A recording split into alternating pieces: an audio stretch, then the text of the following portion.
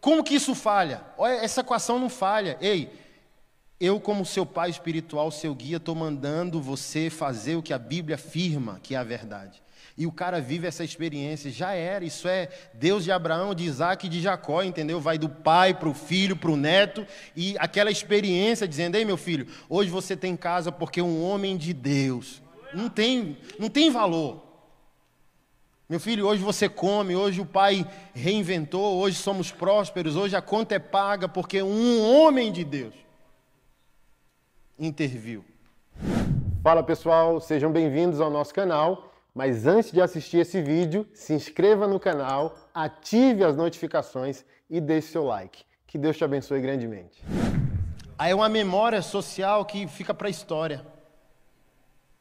Vou falar isso em todo canto, vou escrever. Você está entendendo? O pastor como substantivo, ele faz a história.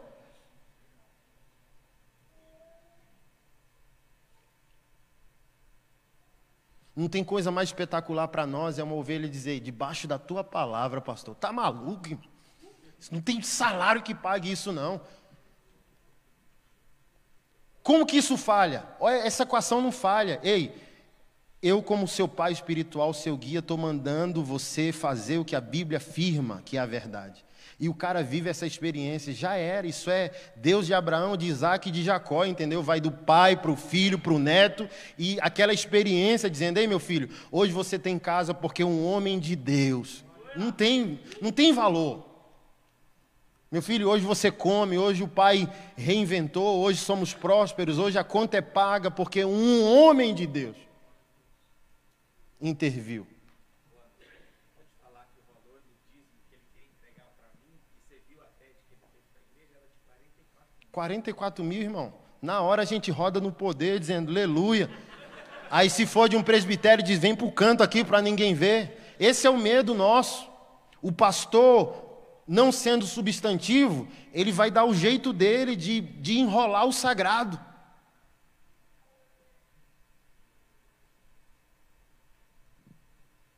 Aí vem o Luciano e Carimba dizendo, não, ele não pode receber não. Dízimo é da igreja, não é de pastor. Aí fixou. E a história, ao ser contada, vai espalhando qualidade para o evangelho, vai dando temor, vai dando, meu Deus.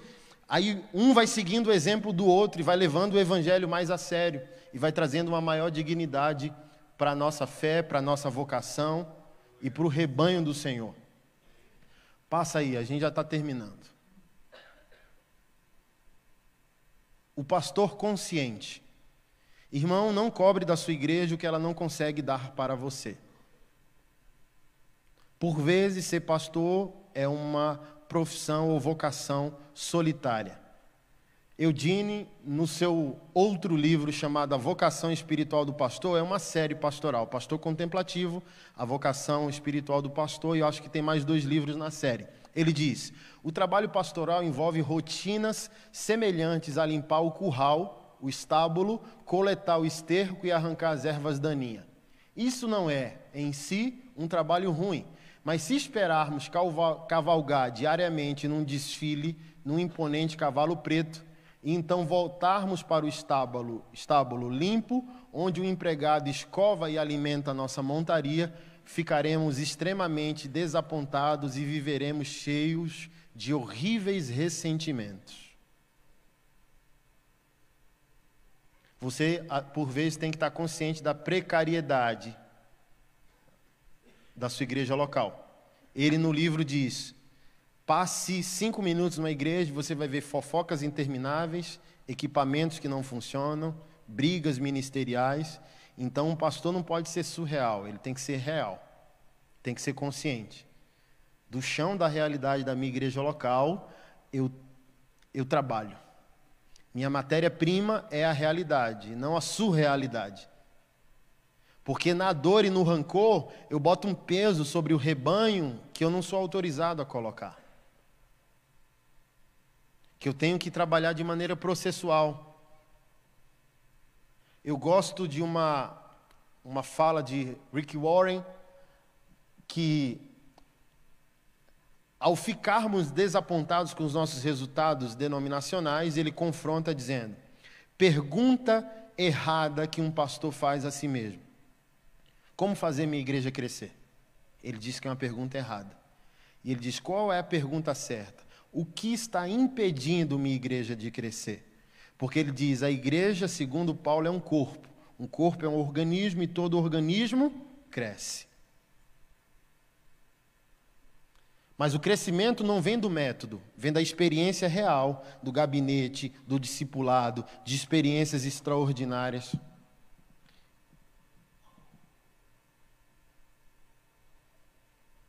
Então traga um método para uma bagunça e vai virar um inferno. Mas deixa eu ajudar você para te dar esperança com a tua igreja local. A igreja local é uma bagunça que o amor de Cristo organiza. Nunca desista da sua igreja local. Não olhe para os métodos ficando insatisfeito.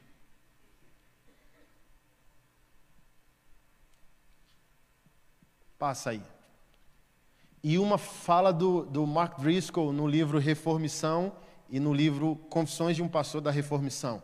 Ele diz que leva no máximo 10 anos para que o pastor plantador, o pastor sênior, o pastor presidente seja desmembrado da plantação da igreja. Ele diz, em 10 anos, o pastor plantador e a igreja são a mesma pessoa. Mantém a equipe unida, se necessário for, paga a conta do bolso. Ele diz, mais ou menos. Esse ano a gente completa 10 anos. O divórcio com a minha igreja local foi aos 8, então a pesquisa dele é batata. Então ele diz, leva no mínimo, no máximo 10 anos, para o pastor plantador divorciar-se da plantação da igreja, porque até 10 anos, espiritualmente, emocionalmente, financeiramente, eles são a mesma pessoa. Então você não pode desistir. Ai meu Deus, não tem dinheiro. Um dia não tinha dinheiro para pagar o nosso aluguel. E eu fiquei frustrado. Perguntei para o meu pastor tesoureiro, e aí o aluguel? Não tem dinheiro para pagar hoje. Eu fiquei frustrado, liguei para o pastor Carlito, pastor, liguei para o apóstolo Luiz Hermino, cara, me fala aí tua experiência, já estou cansado, cara, colocar dinheiro dentro da igreja. E o Hermínio falou algo para mim espetacular, dizendo, é agora que você prova se você é pai, porque impostor abandona o seu povo. Se você ama o seu povo pelo dízimo que ele dá, você não é um pai espiritual. Pai é aquele que paga a conta enquanto o filho amadurece para pagar junto. Você tem na sua conta física? Ele perguntou. Eu disse, tenho. Você estava no Nordeste, sem pai, passando fome. E hoje, o dinheiro que você tem é graça de Deus. Que tal suspeitar que é algo divino? A igreja não poder pagar e você ter dinheiro para pagar, provando que é o pai dessa casa.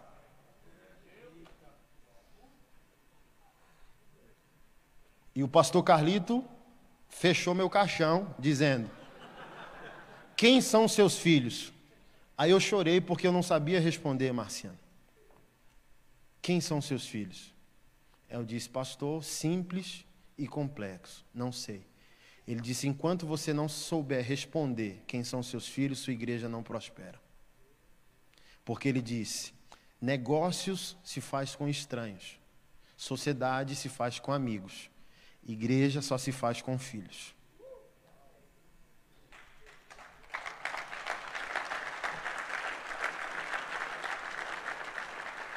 Aí o que eu entendi também, que eu honrava o cara bom, mas não honrava o filho, porque o filho ainda não estava bom. Então chegaram um cara bom, eu botava na frente dos filhos que estão no processo desde o início. E eu mudei, me arrependi, confessei, comecei a honrá-los, investi na vida deles, treiná-los, ofertei carros na vida de toda a equipe pastoral, fez a curva. Então, às vezes, como disse o poeta, nós estamos cercados por monstros de nossa própria criação. Talvez a gente está sendo traído no ministério porque nunca honrou no ministério. Quer honra, mas não dá honra. Quer para nós, mas não viabiliza o outro. E para a gente encerrar, o pastor local. Deixa eu falar algo para você. Sofra influência global, mas tenha somente a experiência local. Aprenda com o mundo. Mas se você achar que o mundo é a sua igreja, principalmente nas virtualidades, meu Deus, olha a igreja do fulano, olha a foto, olha o Instagram, e voltar cheio de remorso para a sua rotina pastoral na segunda, você vai frustrar, você vai ferir o seu rebanho. Sofra a influência global, aprenda com todo mundo, mas o chão da vida é a experiência local. É o gabinete, é o ordinário. É o intervir em divórcio. Não, vai não, filho, estou pegando o carro aí, vai divorciar não. É isso. A igreja não se sustenta como um programa, ela se sustenta como uma família. E olha o que Eugene disse. Propagandistas estão por aí mentindo para nós a respeito de como as congregações são e devem ser. Eles estão mentindo por dinheiro, querendo nos deixar descontentes com o que estamos fazendo, a fim de que compremos deles uma solução.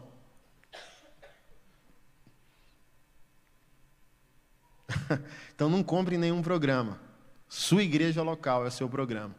É a mesma coisa quando perguntam, pastor, como é discipular um homossexual? Qual o método? Não tem. Cada pessoa é seu próprio método. Eu tenho que entrar na história, porque a história nunca se repete. Modelos são bons, mas a igreja é uma família e um organismo. Ela nasce do chão da vida, onde nós encaramos problemas que, por vezes, não há solução. Amém? Passa para mim. Acabamos. Então, isso é um pouco do que a gente fez, né?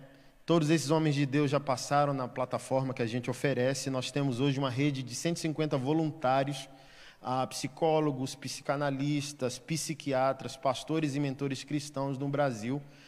O filho de Simar Coelho, né, falaram que ele vem aqui mês que vem.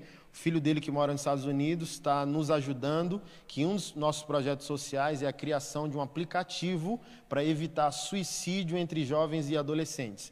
Qualquer pesquisa que seja feita no YouTube, Google, como fazer nó de corda, como tomar veneno, como se matar, o robô que a gente vai colocar no aplicativo captura a pesquisa, oferece o aplicativo. Dentro do aplicativo, esse jovem que quer cometer suicídio acha um auxílio geograficamente, como acha um Uber.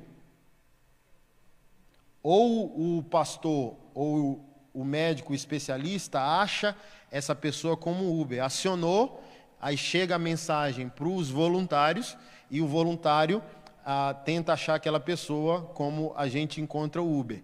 Junto com a ajuda dele, a gente também quer criar essa plataforma para os pastores. Então, ficamos 3 anos em conferências, fizemos várias, testemunhos extraordinários. É tão grave que, por exemplo, em Brasília, a médica, né, a gente leva uma médica psiquiatra, ela falando dos sintomas da depressão e do burnout, e o pastor deu uma crise, que não sabia que estava em depressão. O cara ouvindo os sintomas e deu uma convulsão ali, uma crise, um pânico no cara. Então, nos nossos eventos, enquanto está rolando as palestras dos pastores e médicos, os voluntários estão fazendo atendimento. Então, tem cara que vai para a conferência e nem participa, que já está, assim, no último estágio, que a gente pega o cara e já começou o tratamento com o cara. E agora nós adquirimos o terreno e foi um achado de Deus. Um pastor frequentando a nossa igreja disse, cara, eu tenho uma chácara, vale tanto, e se você comprar para fazer o refúgio para pastores, eu vendo pela metade. Vale 200 mil, se for para pastores eu faço 100. Aí eu falei, eu aceito, compro. Tem uma cachoeira, cara, no fundo. Então o cara vai para ser cuidado, ter a pastoral e já lavar a alma nas águas geladas da cachoeira lá no fundo. Então vai ser espetacular. Então o pastor Paulo Borges Júnior é o nosso parceiro. Ele falou na edição lá de Recife. Lucinho participou na edição de Brasília. Aquele foi um encontro que nós fizemos em São Paulo, na igreja do pastor Dênio, você deve conhecer um pouco dele. Passa aí. O Brunet também participou em Brasília, essa foto aqui de baixo foi a nossa edição em Recife, foi muito bacana lá.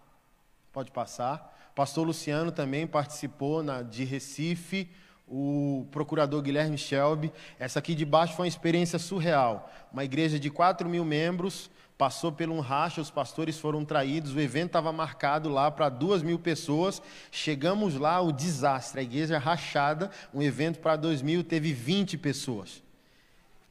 E nós falamos para os pastores, nós viemos aqui, a providência divina é por vocês, estamos aqui, e a nossa equipe de voluntários, 30 pessoas, trabalhamos em prol da igreja e dos pastores, como se a gente estivesse trabalhando para 30 mil. Foi tão espetacular que a igreja voltou hoje, os pastores, nós honramos eles com um lava-pés, ali a esposa do pastor, eles assim, ó, saíram da depressão, explodiram. E a igreja voltou a ser relevante, já está com 3 mil membros, e eles escreveram um livro com a experiência de agradecimento. Um dos pastores, uma pastora, escreveu um livro, e dentro do livro colocou a nossa história, dizendo, se não fosse imersão, intervindo, não sei o que seria dos nossos pastores presidentes e da nossa igreja.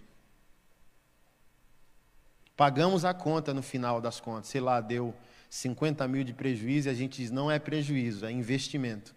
É igual agora, fizemos a turnê Paixão por Jesus, né, que é um despertar social da segunda-feira, avivamento da vida, que avivamento vertical já temos, não tem o que questionar. Agora é transmitir o horizontal, é trabalhar aqui as problemáticas da vida.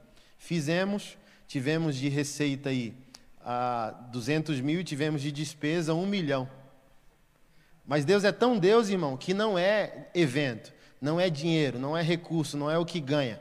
Então chegou um pastor amigo que na cidade dele já doou para o reino de Deus mais 50 milhões.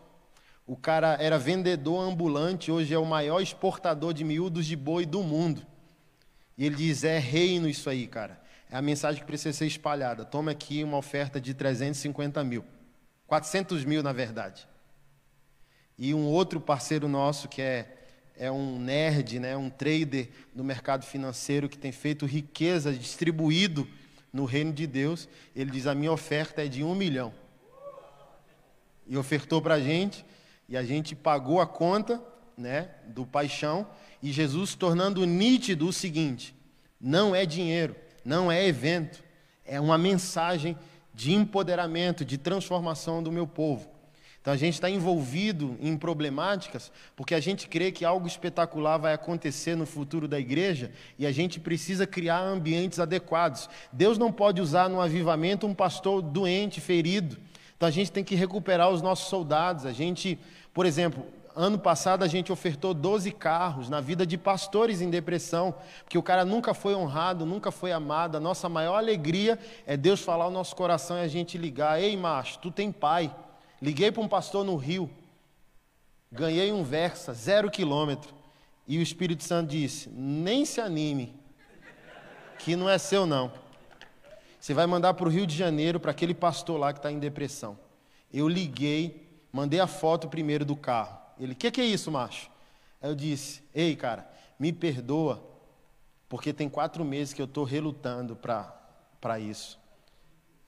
E tem 4 meses que o seu pai mandou dizer que você tem pai. Você tem pai. Deus é o seu pai. Deus se importa. E eu estou botando o carro aqui na cegonha, me fala o endereço aí, e está chegando na sua porta. Aí você ativa, você transforma. Ele mandou o vídeo do filho abraçando o carro, dizendo, pai, obrigado, porque você... Deus, obrigado, porque você amou meu pai. Nem sabia a depressão, né? Meu pai estava triste, Deus, mas você tocou a vida do meu pai. Então, assim, o nosso coração está dedicado a isso, porque esses homens, irmão, nós contabilizamos, ano passado, mais de 30 suicídios de pastores. E não podemos dormir com essa conta, faz parte da parábola dos talentos. Ei, Anderson, a sua vida produziria 14 milhões, o que você está me dando de lucro, filho? E eu quero dizer, eu reinventei 100 soldados, 100 amigos de ministério, 100 pastores, eu devolvi ao campo de batalha, curados, sarados, providos, está aí, Senhor, eles vão arrebentar, eles vão construir um legado. E esse desafio que a gente está comprando, né? Passa aí para a gente. O apóstolo Luiz Hermínio já participou na edição de Brasília, aquela foi a edição de São Paulo, essa aqui de baixo é a edição de Brasília também. Acho que é o último, passa aí para mim. O pastor Ryan Adams, da Lagoinha de Belo Horizonte, sou eu, bonitinho ali em cima.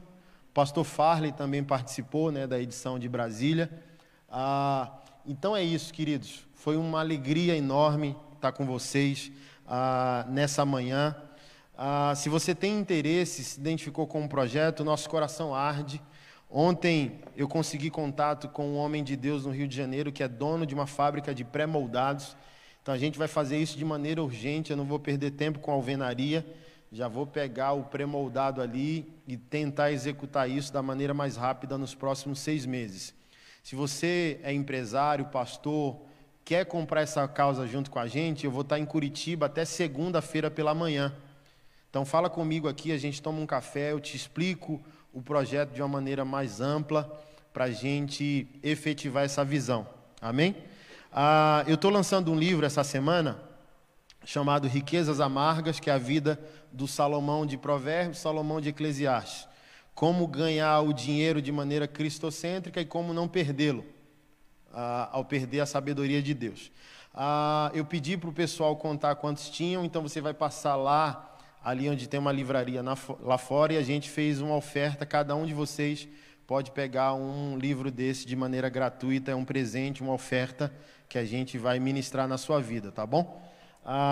E tem os outros 3 livros que a gente trouxe. Se você, pelo menos cada um que estiver aqui, comprar um livro, ajuda a gente a zerar esse jogo aí e efetivar esses projetos, tá? Eu trouxe um missional, Missionários em um Mundo de Incertezas, como ser um cristão relevante fora da igreja, na segunda-feira. Eu trouxe esse aqui, que é de extrema importância de discipulado e liderança, Jesus Sou Gay e Agora, como confrontar, amar, acolher e desenvolver alguém que está na prática do pecado da homossexualidade. E trouxe o manifesto, que foi escrito por 9 pastores, né? Eu, Felipe Valadão, Davi Lago, o Leandro Barreto, o Vitor Azevedo, Gustavo Paiva, cada um tem um capítulo nesse livro. O meu é sobre a maldade da santidade, né? Uma fala de Spurgeon, pastor batista, há 200 anos atrás, ele disse: há pecado em nossa santidade. E eu fiz uma mensagem, da mensagem eu fiz um livro, que a gente pode, num ponto cego, ser santo e nem ver que é mal. Ser exclusivo na santidade é mal. Você não se torna santo para fazer mal às pessoas. Você se torna santo para fazer bem às pessoas. É um pouco do que a gente trata.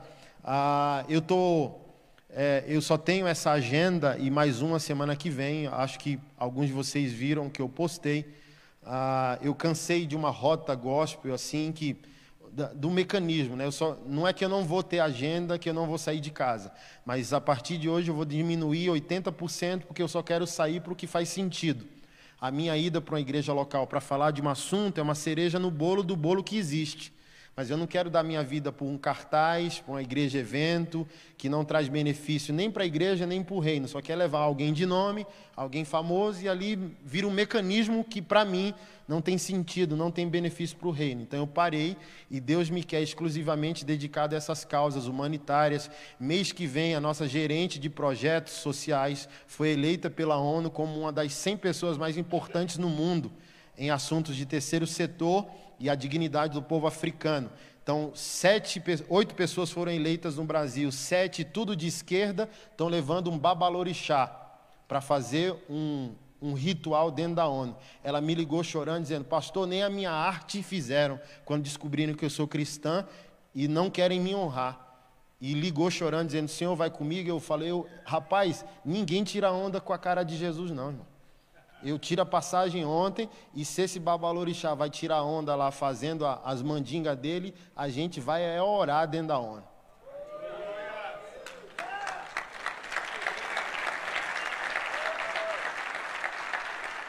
E a gente vai lá para quebrar essa narrativa que a igreja não está comprometida com a justiça social, porque é o discurso deles. E a gente vai lá para dizer: olha o tanto de projeto aqui que nós e a igreja... E a gente está criando um documento para lançar um livro dizendo que a dignidade da África é a igreja evangélica no mundo. A onda de voluntariado na África, sem a igreja, não funciona. Então não tem essa narrativa que a igreja não pratica justiça. Mas é a narrativa deles. Sem a nossa presença lá, eles fazem o que querem. Dizem: não, eu vou estar lá e a gente vai comprar essa briga. Então a gente está parando um pouco o ministério, só nos chame se de fato a nossa ida foi efetiva para um assunto que você está precisando e a gente tem conteúdo para cooperar. Se não for isso, deixa a gente envolvido nesses projetos que a gente vai estar feliz demais. O lado ruim é que o meu ministério itinerante mantinha esses 14 projetos sociais funcionando. Então, o Senhor nos deu 3 estratégias, que a primeira é abrir empresas, nós estamos abrindo, a última agora foi uma empresa de moda íntima, de lingerie, né, que a gente vai fazer funcionar, e com ela a gente vai manter uma agência missionária só para homossexuais e transexuais. A gente vai discipular e resgatar qualquer um no mundo. A Alcance aqui nos ajudou, a Alcance de Pinhais nos ajudou, o pastor Hernani nos ajudou, e nós pagamos há uns meses mais de 100 mil reais de cirurgia para transexuais tirarem as próteses. E agora a gente vai inaugurar uma agência missionária só para resgate de homossexuais e transexuais. Então a gente alugou um espaço além da nossa igreja, está disponível aí, onde a gente vai chamar de hub social. Lá dentro dessa estrutura, a gente vai estabelecer 14 agências missionárias. Pastores em depressão, crianças especiais, homossexuais. Nessa estrutura, distribuidora de livros, que a gente tem uma editora, tudo vai funcionar aqui. É como se fosse uma base operacional apostólica, no qual a gente vai praticar essa justiça do reino, e esses projetos concluídos, eles se tornam um exemplo a ser imitado a nível nacional. As 2 outras ideias é a partir do Clube Igreja do Futuro, pode colocar aí.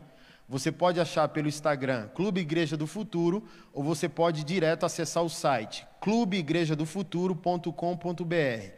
Lá você vai se tornar assinante e por mês você recebe de 2 a 4 livros que podem ajudar seu ministério, sua família ou sua vocação. E você tem acesso a toda a nossa plataforma de ensino EAD durante um ano.